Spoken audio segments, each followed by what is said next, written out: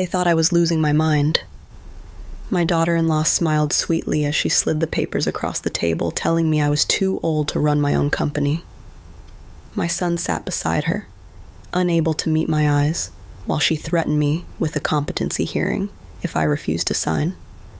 What they didn't know was that I had been preparing for this moment for months. By the time my pen touched the page, their fate was sealed. They believed they were stealing a fortune. What they inherited instead was a nightmare that would ruin them both. My name is Eleanor Matthews, 68 years old, founder of Matthews & Associates, a consulting firm I had built from nothing after my husband passed away 15 years earlier. Through grit, sleepless nights, and relentless work, I had turned a small home office into a multi-million-dollar operation.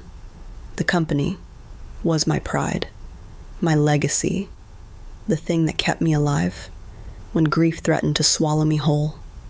Yet here I was, sitting at my son's mahogany dining table on a quiet Sunday evening, being told by my own flesh and blood that I was too senile to manage the empire I had created.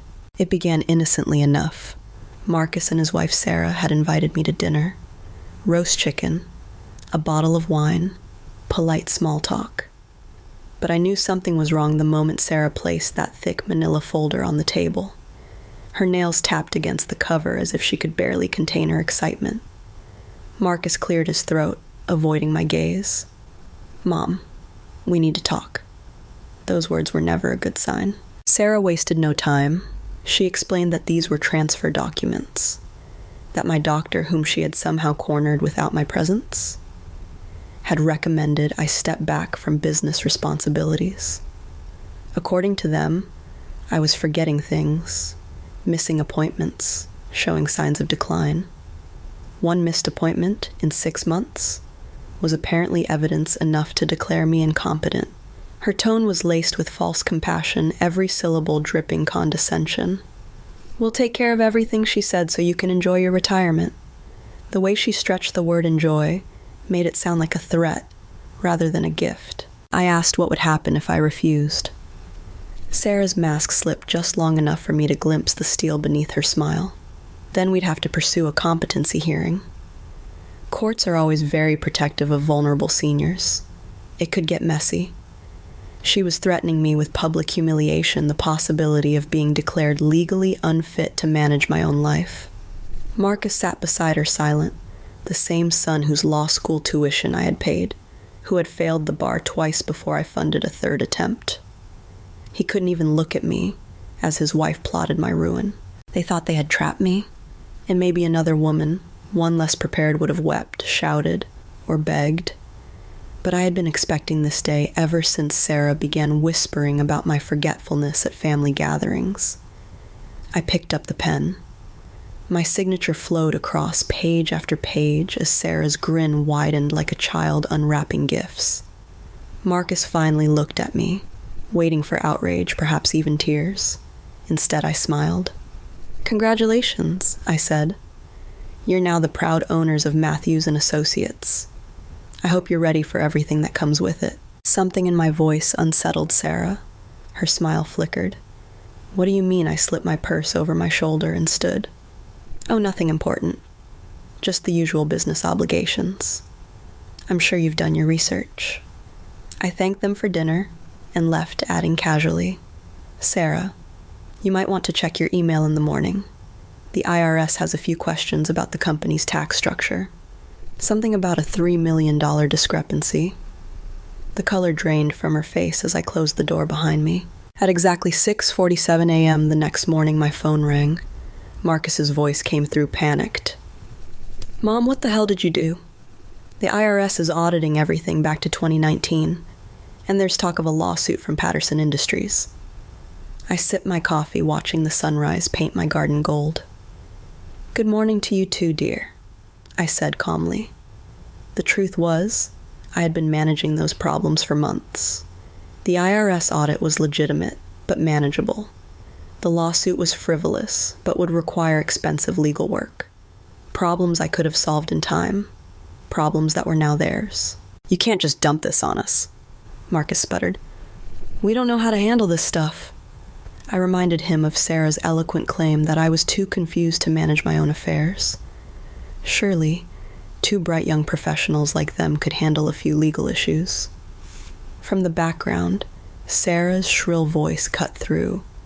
Ask her what we're supposed to do. We can't afford lawyers. I smiled into my coffee. They had stolen a company they thought was a treasure chest. What they had actually seized was a sinking ship already leaking from holes they had never seen. The calls came faster than I expected. By Tuesday morning, 3 days after they had taken control, a certified letter arrived from Patterson Industries law firm demanding immediate payment of $2,700,000 for breach of contract plus interest and fees. Marcus's voice shook when he called. Mom, did you know about this lawsuit? I let the question hang in the air, savoring the moment. Which one, dear? You'll need to be more specific. There are several pending. It wasn't a lie. I'd been juggling multiple disputes, most minor and easily settled, but Patterson's claim had teeth. They accused us of failing to deliver on a major consulting project. The truth was we had delivered every recommendation in detail. Patterson ignored them, made poor decisions, and wanted someone else to blame. Still defending such a lawsuit would cost at least $400,000 in legal fees, even if we won. Marcus's panic crackled through the line. We don't have that kind of money. Sarah grabbed the phone, her voice shrill. You knew about this? You set us up. I laughed softly. Sarah, you insisted I was too senile to handle my own business affairs. How could someone that impaired set up anyone? She tried to threaten me with accusations of fraud, but I reminded her of paragraph 7, subsection C, of the very documents she had been so eager to shove in front of me. That section listed all known liabilities in dense legal language, including the Patterson matter. Any competent lawyer would have caught it. But Sarah had skipped the due diligence in her rush to steal. She had gotten exactly what she wanted. By Friday, Sarah was sobbing into the phone. The bank had frozen their credit line. Without resolution of the lawsuit, no further funds would be extended. We can't make payroll next week, she cried. 12 employees. Eleanor, 12 families depending on this company. That part did sting. I had built Matthews and Associates with loyalty on both sides. Many of those employees had been with me for over a decade. But I had anticipated this moment. Actually, I told her I have a solution for the employees. Her voice sharpened with suspicion. What do you mean? I explained that I was launching a new firm, EM Advisors, and 7 of their employees had already accepted positions with me starting Monday. The remaining 5 had found work with competitors thanks to a few phone calls and favors I had called in. By the time the week ended, everyone would have a place to land. Everyone except Marcus and Sarah. You can't do that, Sarah shrieked. That's illegal. I calmly explained that it wasn't. Since I no longer owned Matthews and Associates, I was free to compete. And since their company couldn't make payroll, employees were free to seek other work. The clients I added would almost certainly follow. Marcus finally took the phone back, his voice resigned. You're stealing our clients. I corrected him gently. They aren't your clients, Marcus. They've worked with me personally for years. They trust me, not the company name. And given that you've publicly declared me mentally incompetent, do you think they'll stay with a business run by people who inherited it from a senile old woman? The silence on the line told me they understood. Their empire had already crumbled, but I wasn't finished. Patterson Industries still held the threat of litigation, and I knew that lawsuit could either bury Marcus and Sarah or become my weapon to rebuild. On Monday morning, I put on my best Navy suit and carried my husband's old leather briefcase into Patterson's downtown headquarters. Robert Patterson himself met me in the lobby, smiling politely, but cautiously. His lawyers were waiting in the conference room, their case files stacked like weapons. I let them state their position. Matthews and Associates had failed to deliver results. Then, I calmly dismantled their argument. I presented emails from their own project manager praising our recommendations. I highlighted sections of the contract showing that we had delivered exactly what was required analysis and recommendations, not guaranteed outcomes. The lawyers shifted uncomfortably as the ground beneath their case crumbled. Then I offered my solution. Patterson would drop the lawsuit against Matthews and Associates completely. In exchange, my new company, EM Advisors, would provide 6 months of consulting at no charge to help implement the very recommendations they had ignored. Robert's eyebrows rose. "Why would you help us after we sued you?" I smiled. "Because your board doesn't want lawsuits, Robert. They want results. If you win, you'll collect nothing from a bankrupt company. But if you accept my offer, you'll save your operations and your reputation." His lawyers whispered, but I knew the decision was his. "Think about it," I said as I left. "What's more valuable, $3 million you'll never collect or solutions that could save you 10 times that?" 3 days later at 4:47 p.m. Robert called. "We accept." By Monday, the lawsuit would be gone, and EM Advisors would step in as Patterson's partner. Marcus and Sarah would be left holding nothing but debts, an empty office, and their own arrogance. The day the lawsuit was dismissed, I received another frantic call. This time Marcus's voice was quieter, almost defeated. "Mom, we can't keep the company afloat. Clients are leaving in droves. Payroll is overdue. We don't know what to do." For the first time, I almost felt pity. Almost. But pity couldn't erase betrayal. "Marcus," I said evenly, "you should have thought of that before you signed your name beside Sarah's. You wanted control. Now you have it." Behind him, Sarah screamed into the phone, her words barely coherent through sobs and rage. "You ruined us. You planned this from the start." I didn't bother denying it. Why should I? They had underestimated me, assumed I was weak, assumed I was fading, but I had been sharpening my knives for months. 2 weeks later, Matthews and Associates officially filed for bankruptcy. Creditors circled like vultures demanding repayment of debts that far exceeded the company's assets. Sarah's Lexus was repossessed. Their home went on the market under a mountain of liens. Marcus tried to negotiate with lenders, but his legal training didn't prepare him for business carnage. He was drowning in problems he couldn't even name. And then came the final humiliation. A notice from the state attorney's office, possible investigation into financial mismanagement at Matthews and Associates. Someone, likely one of the creditors, had tipped off regulators that the company's funds had been mishandled under Marcus and Sarah's control. Whether it was true didn't matter. The mere shadow of such an investigation was enough to destroy what little remained of their reputation. When Marcus came to my house that evening, I was not surprised. He stood on my porch, in the same wrinkled suit he'd worn to court his tie, undone eyes bloodshot. For a long time he said nothing. Then quietly, "Why, Mom? Why did you do this to us?" I motioned for him to sit, poured him a glass of water, and studied the face of the boy I had once raised. "I didn't do this to you," I said. "You did it to yourself. You and Sarah tried to take what wasn't yours. You assumed my age made me blind, weak, incapable, but you forgot who taught you to fight, who built this life from nothing. You forgot who I am." He shook his head. "But you destroyed your own company." I leaned forward, voice steady. "That company was never the building or the bank accounts. It was me. The clients trusted me. The employees followed me. Matthews and Associates was just a name on a sign. I walked away with everything that mattered. And you? I let the silence linger. You're left with nothing but a cautionary tale." Marcus buried his face in his hands. For a moment, he looked like the little boy who once begged me to stay and watch him practice baseball in the yard. For a fleeting second, my heart softened. But then I remembered Sarah's smug smile as she shoved those papers toward me, the way Marcus hadn't defended me, the way he had stayed silent while his wife threatened me with a competency hearing.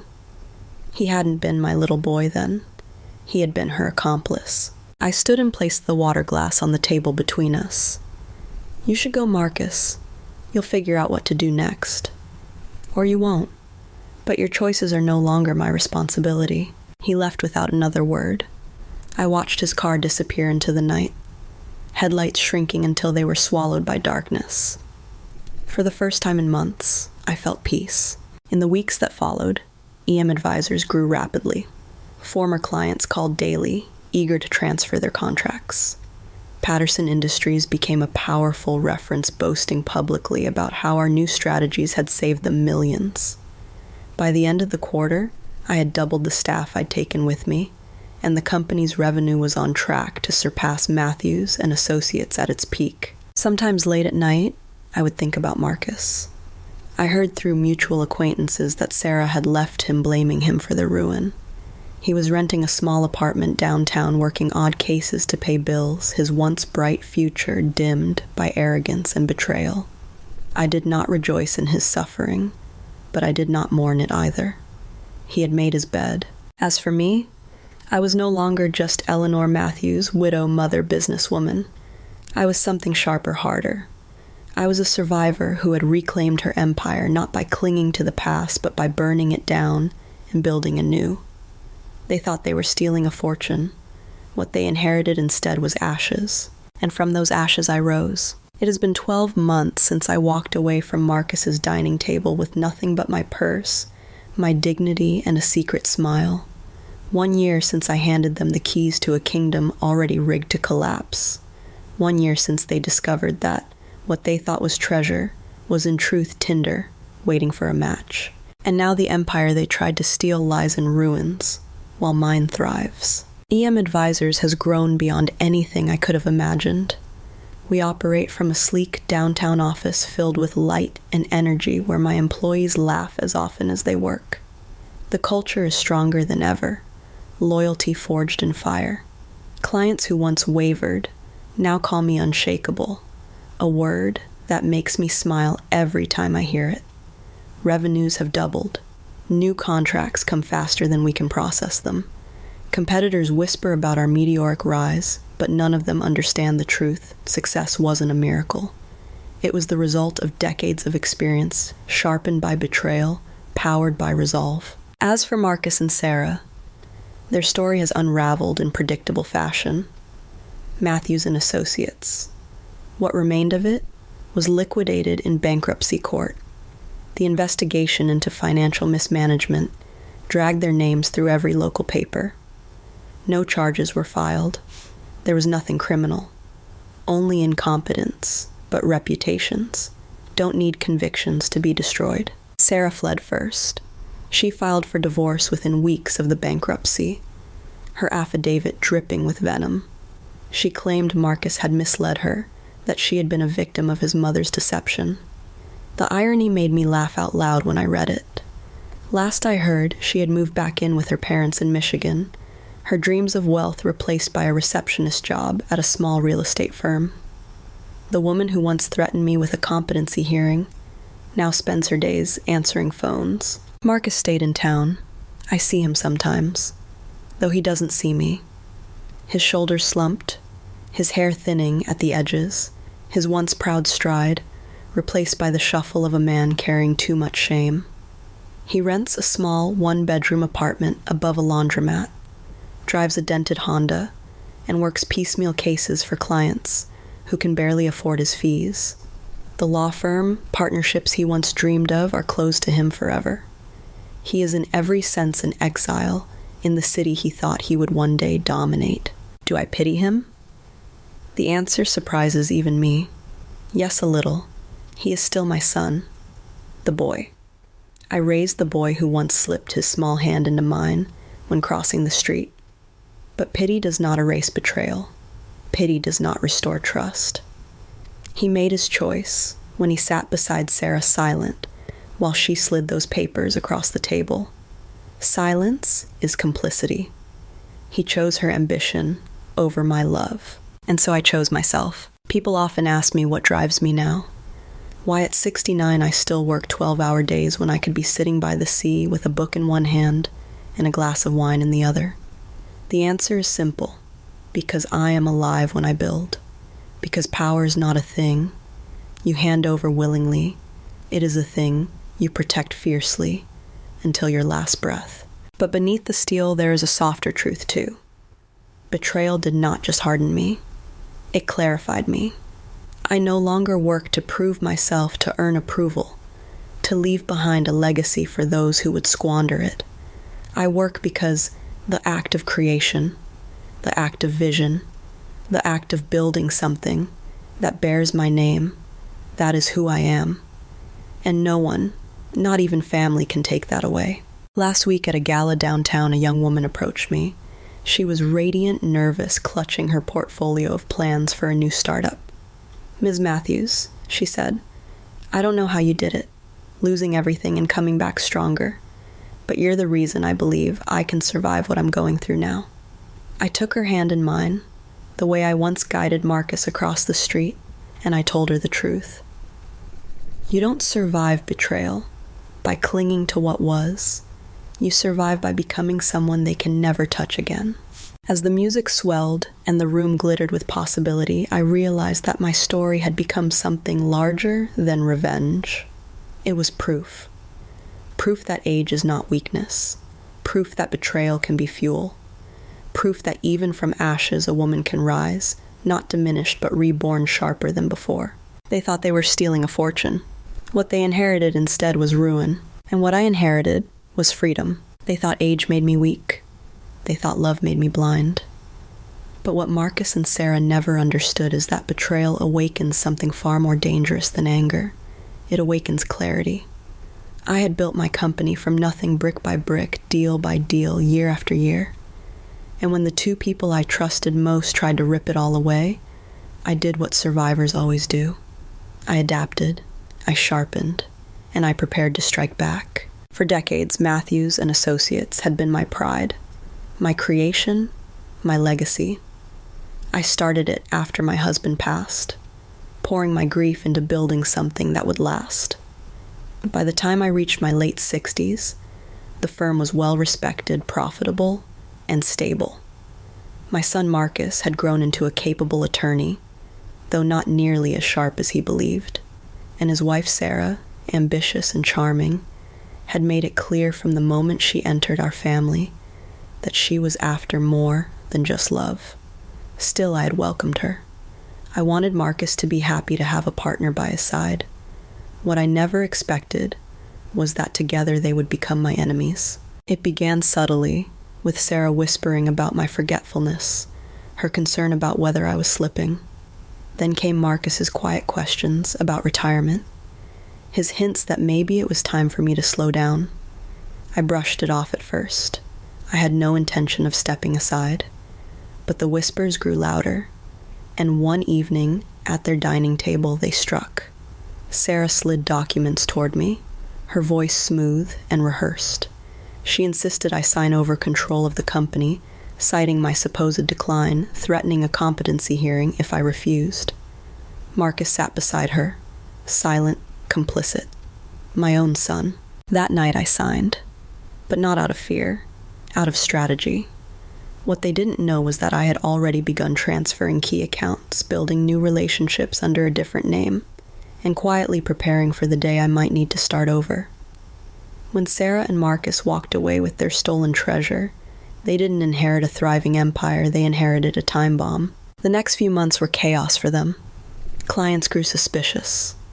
Employees whispered and business began to falter. I watched from the sidelines as I launched EM Advisors, my new firm built, from loyal staff and trusted clients who believed in me, not the Matthews name.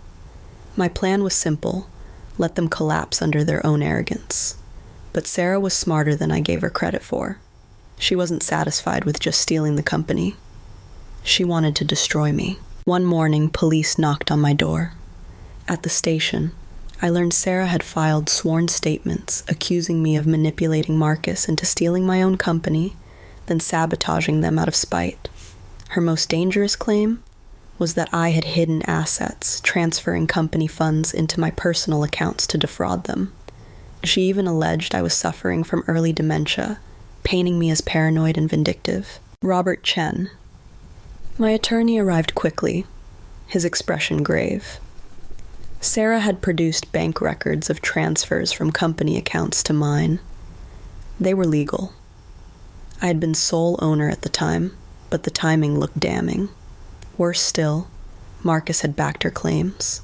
He told investigators I'd seemed unusually cooperative when signing the transfer papers, implying I had orchestrated everything. My son's voice was now evidence against me, but Sarah's cleverness betrayed her. She and Marcus vanished right after filing the charges, abandoning their apartment, leaving no forwarding address. She had built her case and then disappeared, hoping the legal process would grind me down in her absence. She thought I would play by the rules. She was wrong. At my arraignment the next morning, Judge Patricia Williams read the charges: elder abuse in the first degree and financial fraud. My plea was simple: not guilty, Your Honor. Then I stood and made a statement, ignoring Robert's frantic signals to stay quiet. I told the court Sarah and Marcus were fugitives, and more importantly, I revealed the recordings, every conversation I'd secretly documented for months. The courtroom buzzed with shock. Those tapes captured Sarah threatening to have me declared incompetent, Marcus agreeing to the scheme, and the two of them plotting to seize guardianship of me to control every cent of my assets. Within days, warrants were issued for both of their arrests. The police discovered Sarah had rented a storage unit months earlier. Inside were stolen company documents and suitcases filled with embezzled cash. The case against me crumbled, and the case against them solidified. But Marcus and Sarah were gone, already running. When Marcus finally called me late one night, his voice was tired, his words uncertain. He said Sarah wanted them to disappear, completely new identities, new lives abroad. But he confessed he wanted to come home to make things right. I told him he had a choice: keep running as Sarah's pawn or return as my son. The line went dead, and I knew his decision was tearing him apart. Sarah underestimated me. She underestimated the power of truth. But more than that, she underestimated the strength of a mother who refuses to be erased. The phone never rang again after that night. For weeks, I heard nothing from Marcus. Reports trickled in through Robert Interpol notices. Whispers of Sarah moving money through shell accounts. Photographs of the two of them boarding flights under false names. They had chosen the path of fugitives, not redemption. But Marcus's absence was also an answer.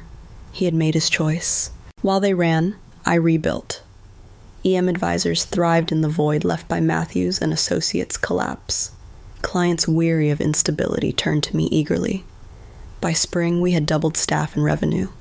By summer, our name carried more weight than my old company ever had.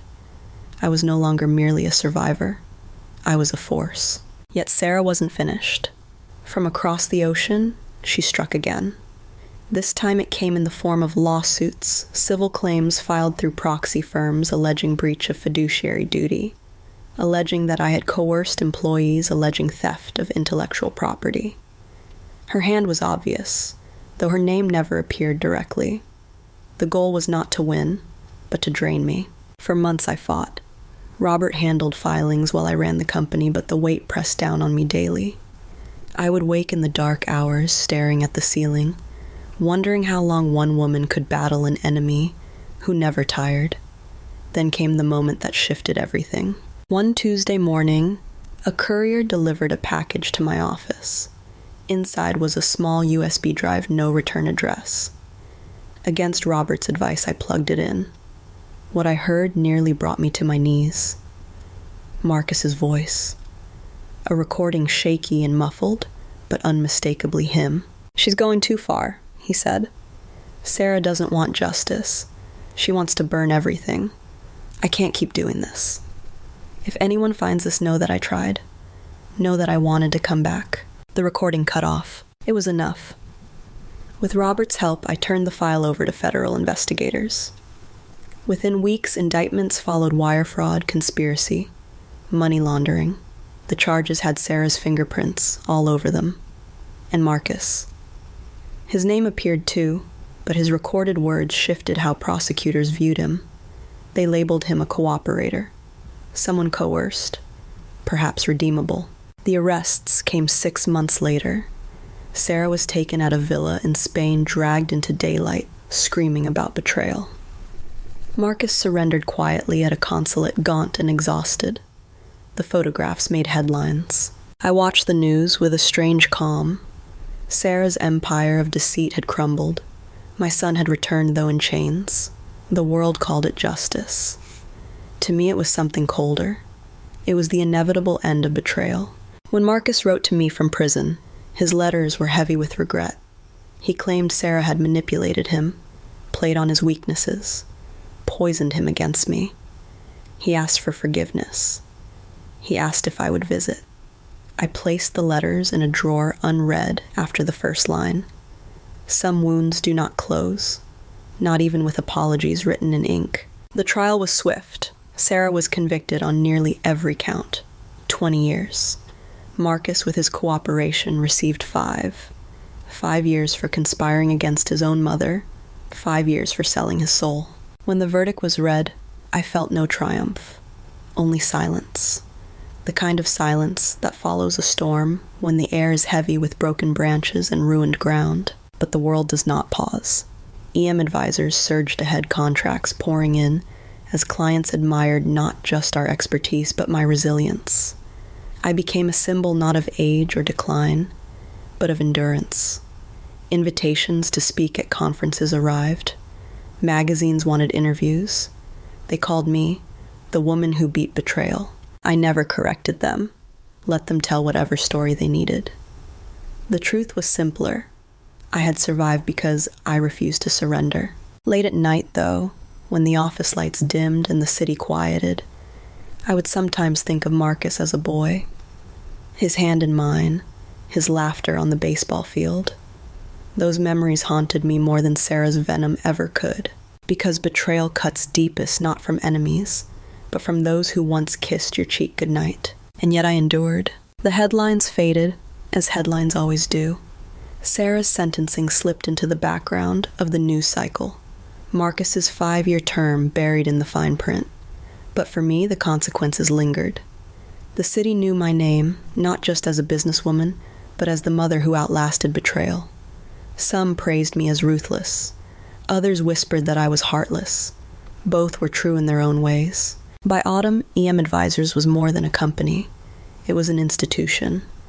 We had moved into a glass tower downtown, an office lined with sunlight and polished steel.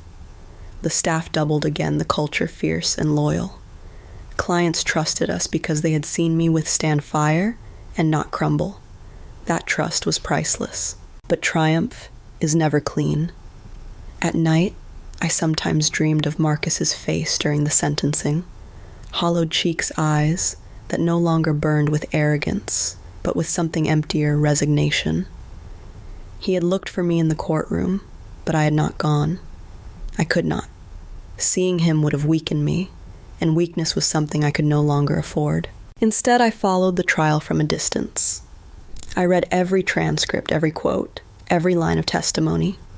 The more I read, the clearer the picture became. Marcus had been a willing participant, yes, but also a man drowning in Sarah's ambition. He had not steered the ship. He had clung to its mast while it crashed. Was that enough to forgive him? The question gnawed at me. One evening, after a 12-hour day at the office, I found another letter, waiting on my desk. Marcus's handwriting was shaky thinner now. Mom, I don't expect you to forgive me, but I need you to know I remember. I remember the nights you stayed up working, just to keep food on the table.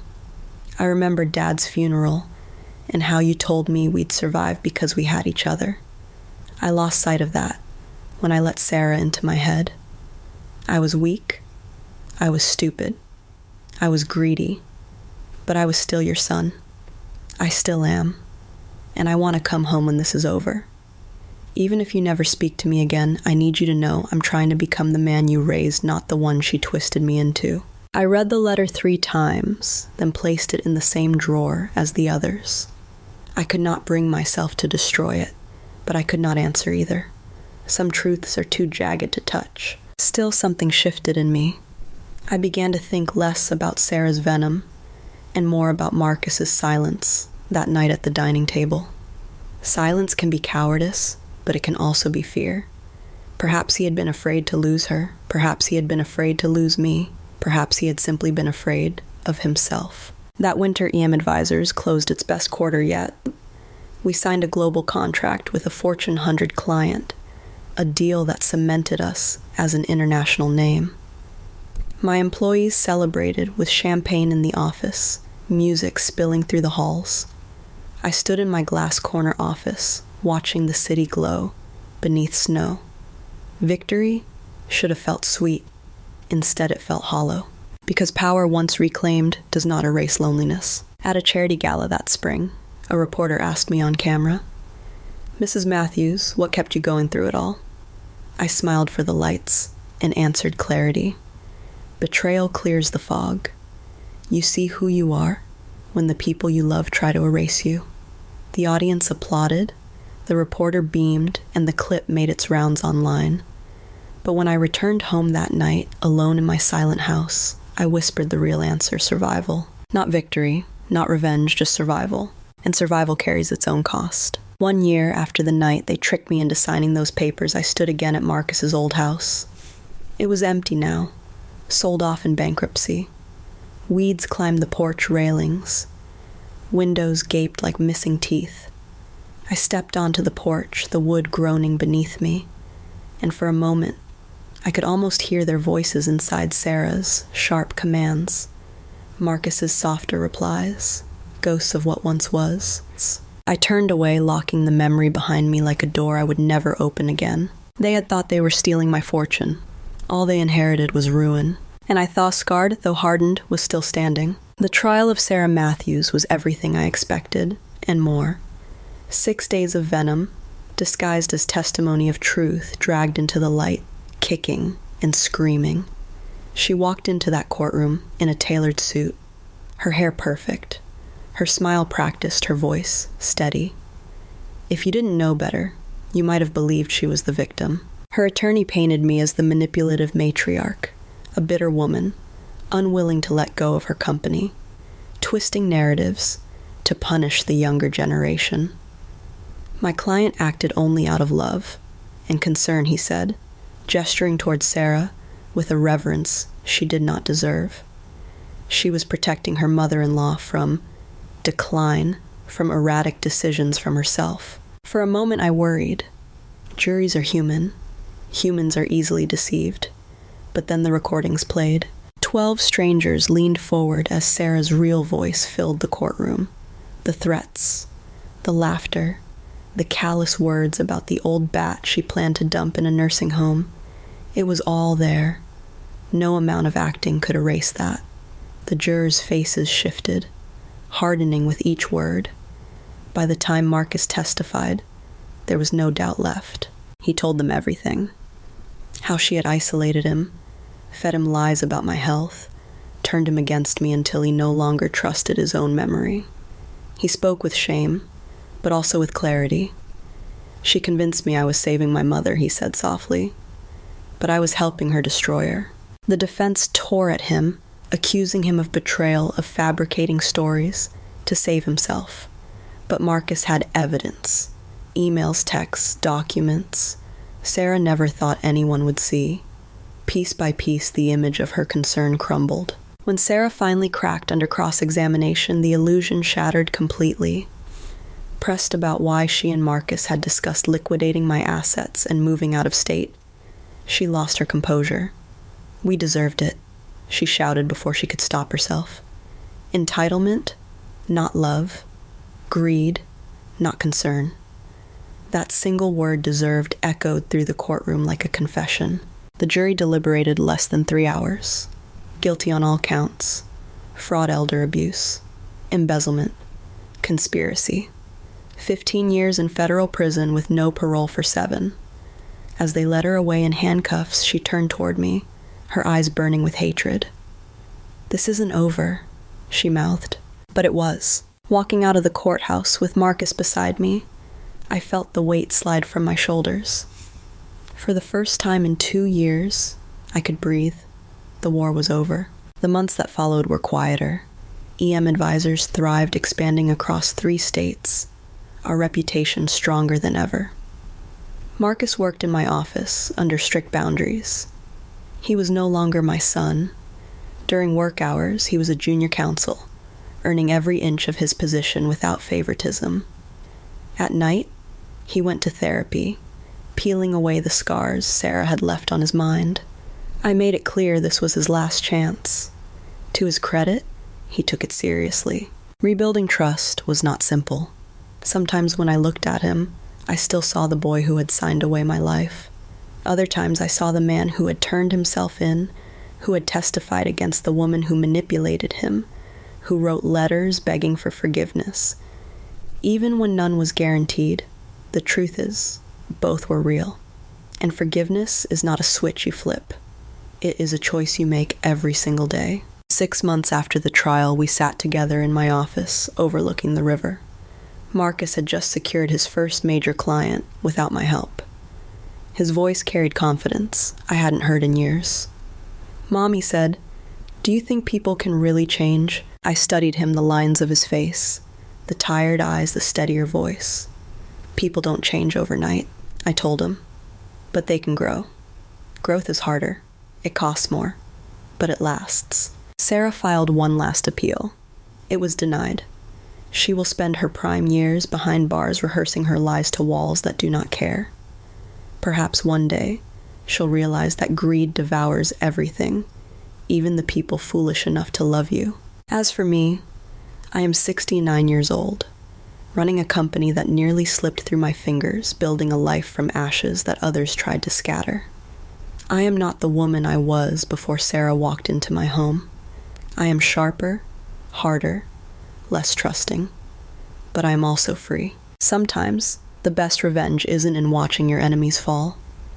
It's in standing tall, long after they've been buried by the weight of their own schemes. And sometimes the people who nearly destroy you end up giving you the one thing you didn't know you needed, proof of how strong you really are. Thank you for listening. If this story moved you, don't forget to like, share, and subscribe for more. And I'd love to hear your thoughts. Have you ever had to rebuild yourself after betrayal? Share your story in the comments. Your voice matters.